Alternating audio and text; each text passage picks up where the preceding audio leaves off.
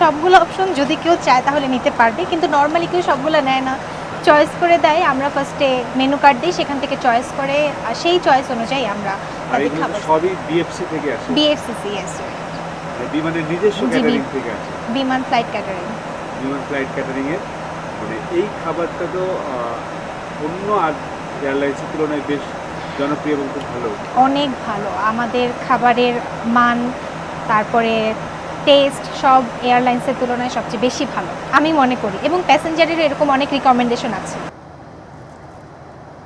মুখরোচক খাবার যে কোনো ভ্রমণের আনন্দকেই হাজার গুণে বাড়িয়ে দেয়। যাত্রা পথের একঘেয়েমি দূর করে শরীরকে চাঙ্গা করতে সুস্বাদু খাবারের জুড়ি নেই।